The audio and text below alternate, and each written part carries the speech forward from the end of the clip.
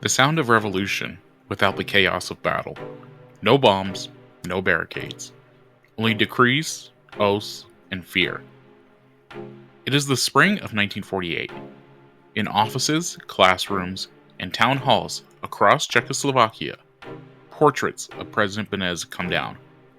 In their place rises the stern, smiling face of Klement Gottwald and Joseph Stalin. A nation once proud of its liberal soul now leans to rituals of obedience. The republic is gone, replaced by something colder, the Czechoslovak People's Democracy.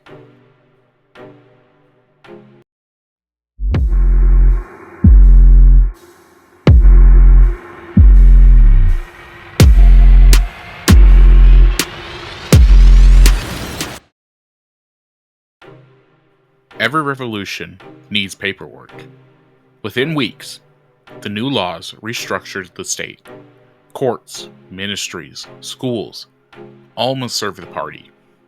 The Constitution of May 9th, 1948, drafted in record time, looks democratic at first glance. It guarantees freedom of speech, of assembly, of religion, so long as those freedoms serve the people. And who speaks for the people? The party. It is the perfect legal trap.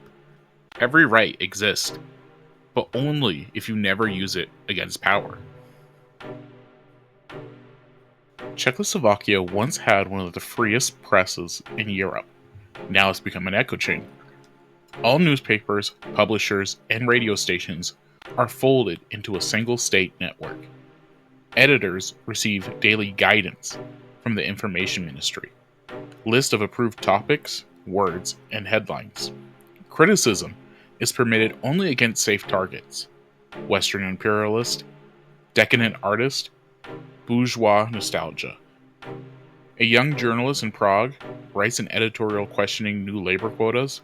Within hours, his office phone rings. He is invited for a conversation with the security police. The next morning, his desk is empty.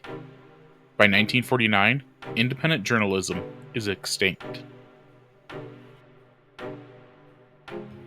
The Sastin Besesternos, or STB, becomes the beating heart of the new regime. What begins as an intelligence service during the war grows into a vast machine of surveillance. Letters are opened, telephones tapped, neighbors questioned. Tens of thousands are labeled enemies of the people. Their crimes are vague: bourgeois nationalism, sabotage. Fear becomes the country's new language. Even within the party, no one feels safe. Informants report on informants. Paranoia replaces trust. In the cellars of Prague's Panrak prison, interrogators practice a grim art, extracting confessions for show trials that have already been written. Between 1949 and 1952, the Czechoslovak government staged a series of public purges. Old heroes of the resistance, loyal communists who once fought fascism, are suddenly branded as traitors. They confess, trembling and broken, to plots that never existed: espionage, Zionism, Titoism, treason. The most famous is Rudolf Slansky, the party's own general secretary. He is Jewish, ambitious, and popular. Too popular. Stalin demands an example. Gottwald obeys. In 1952, Slansky and 13 others stand before a televised tribunal. Their confessions sound rehearsed, because they are. Within days, 11 are executed. The message is clear. Even the revolution eats its own. The communists promise a workers' paradise. Factories are nationalized. Private business is outlawed. In the countryside, collectivization begins. Farmers are told to join cooperatives, to share land, tools, and harvest. Those who resist are labeled enemies of progress.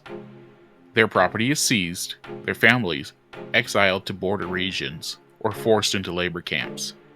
Within a decade, Czechoslovakia's economy is under total state control. Productivity rises briefly, then stagnates.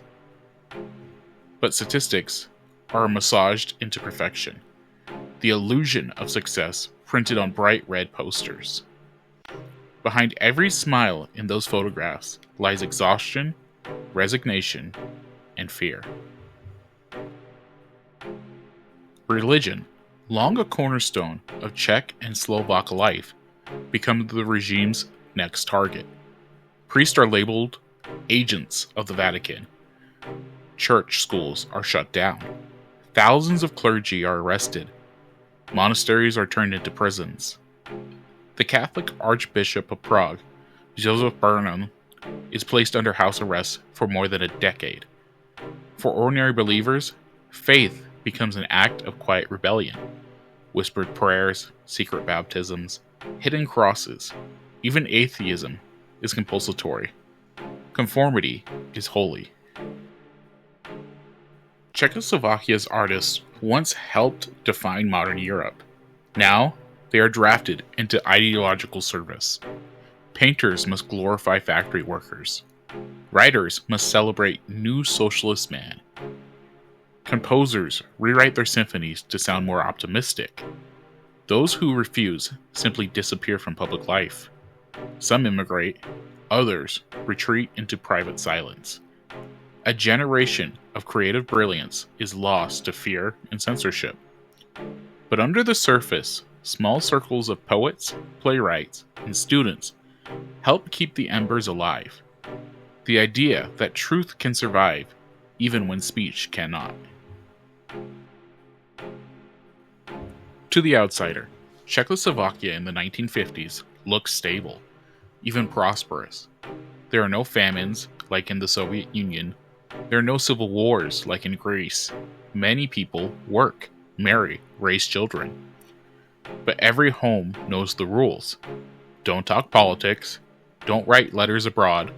Don't joke about the party. Children recite slogans in school. Workers attend voluntary rallies. And everyone listens, but no one speaks. It is a society of masks. Those who remember the old republic, the democracy, carry it like a secret scar. In 1945, tolerance was Czechoslovakia's pride. By 1950, it had become its curse. The willingness to compromise, to coexist with authoritarianism, allowed those authoritarians to build machinery of control. No single law destroyed the republic. No single soldier occupied it. It died through 1,000 small concessions.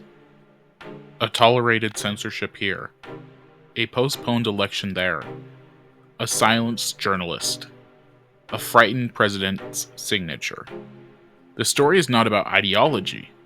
It is about human nature, our instinct to believe that the worst cannot happen here. But it did. By the mid-1950s, Klement Gottwald himself is dead. A sudden illness, reportedly a stroke, shortly after attending Stalin's funeral. His successors inherit the same machinery of control, slightly rusted but unbroken. The fear remains, automated now, self-sustaining. For many Czechs and Slovaks, life narrows to small acts of survival, keeping a family safe, a mind private, a dream intact. Yet, even under repression, the memory of freedom endures like an underground river. It will flow quietly for decades until it bursts to the surface in 1968 and again in 1989. The machinery of control is never built overnight. It begins with trust, with tolerance, with the belief that one more compromise can preserve peace. But once built, it hums on its own, grinding down truth one citizen at a time. For Czechoslovakia, the price of tolerance was 40 years of silence. And yet, the silence was never complete. Somewhere, in every factory, every farm, every schoolroom, someone still remembered the sound of the old republic, the language of freedom whispered under their breath.